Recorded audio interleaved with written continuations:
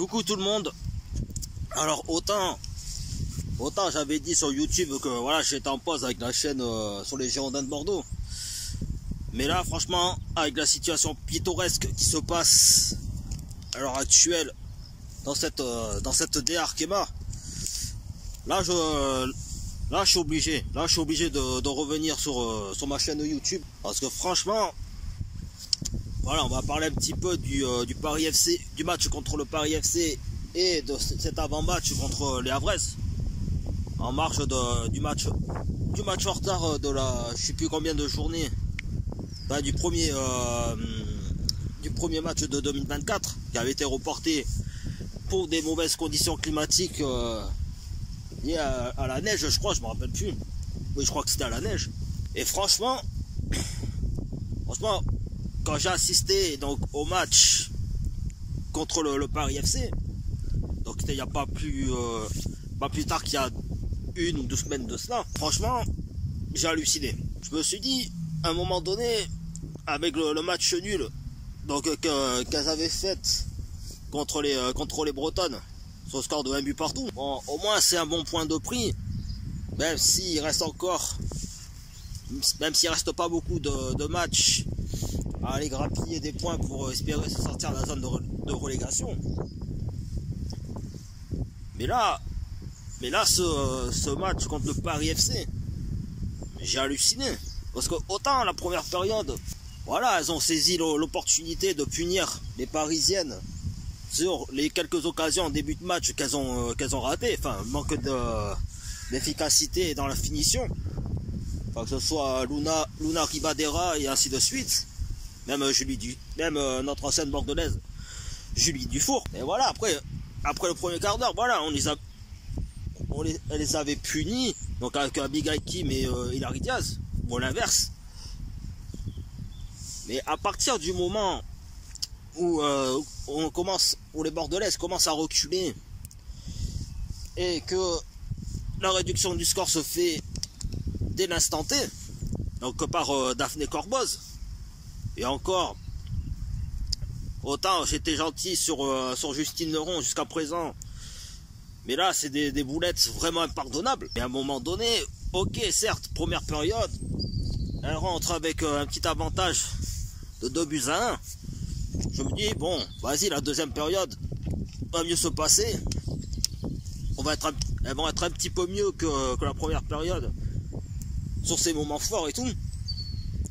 Et là, dès la deuxième période, c'est quoi ces 2 buts encaissés là, en un temps record, en à peine 10 minutes de la seconde période? Déjà 2 buts, elles se font reprendre à égalité, et en plus le Paris FC reprend l'avantage derrière. C'est quoi ce bordel? En plus, quand je repense aux buts qui ont été encaissés par Justine Leron, il y en a un, je vous jure sur ma vie que ça m'a tué. Comment elle peut avoir des gants de pêche alors que l'action du le Paris FC était intéressante?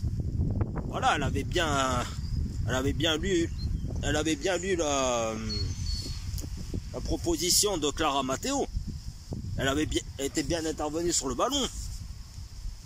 Alors certes, il y a je sais plus qui arrive en même temps, justement pour essayer de couvrir, pour stopper la course de Clara Matteo. Mais comment ça se fait que le ballon glisse des gants de Justine Leron? Et en plus après qu'il profite à Clara Matteo pour mettre le ballon au fond des filets. Mais c'est quoi ça?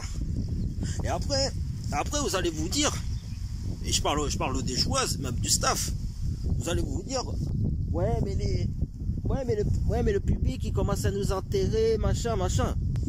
Mais même, et d'ailleurs je repense à un commentaire qu'avait dit un certain JB, voilà, je ne vais pas dire son nom de famille pour éviter qu'il se fasse harceler ou quoi que ce soit.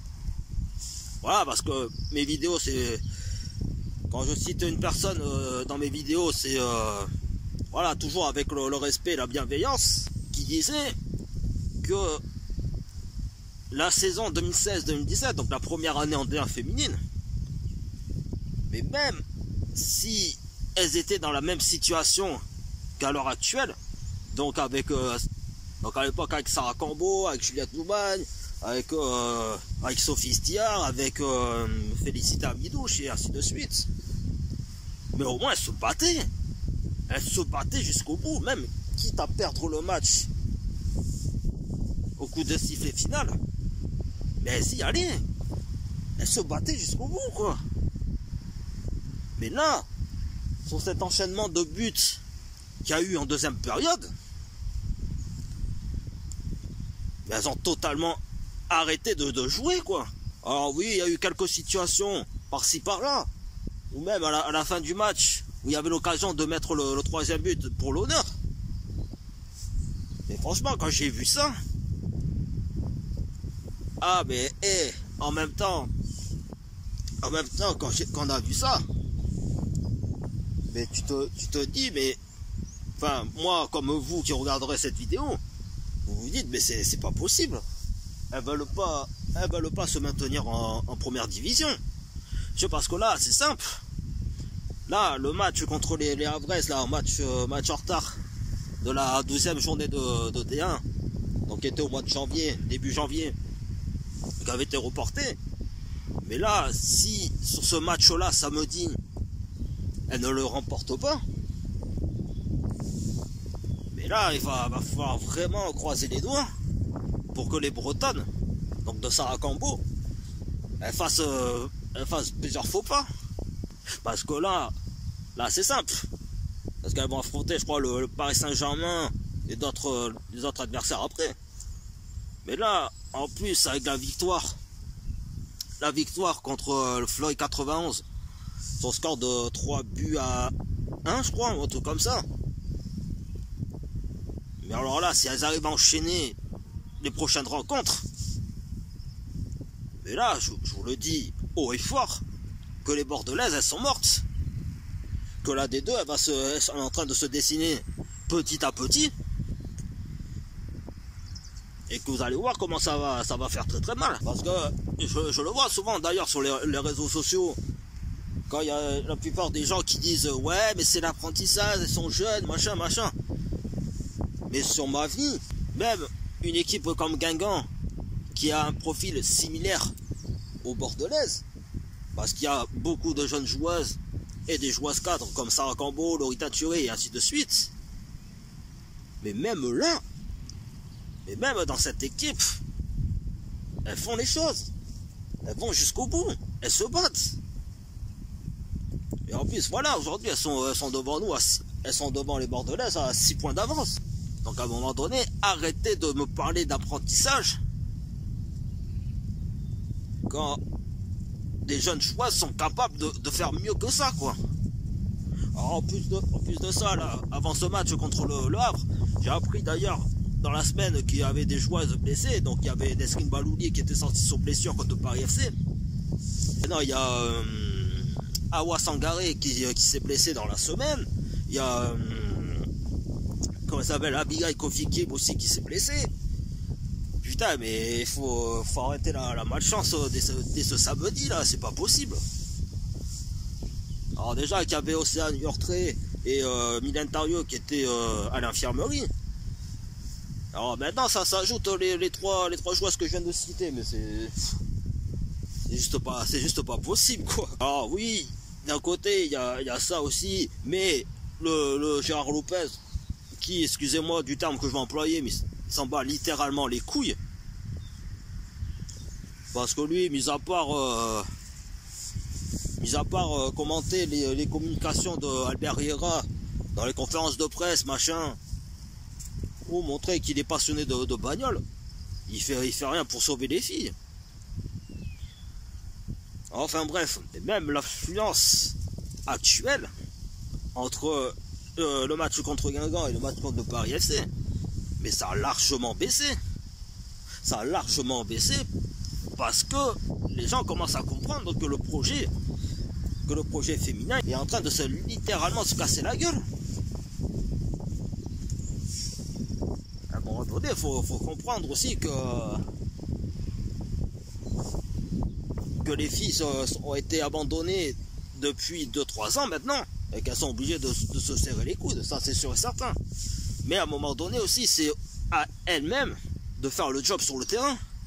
Même si ça manque d'expérience ou manque de moyens, mais allez-y, allez-y, il y a encore de l'espoir, même à 6 journées de la fin, il y a encore de l'espoir. Faut arrêter d'être pessimiste comme ça. Oh putain, je vous jure.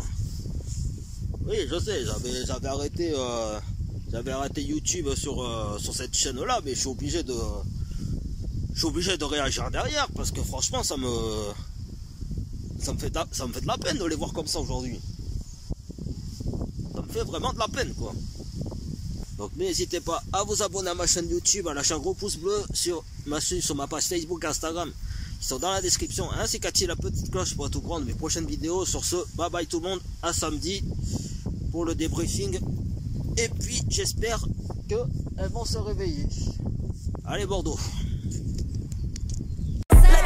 Music licensing reimagined. Salut à tous, j'espère que vous allez bien. Moi ça va nickel.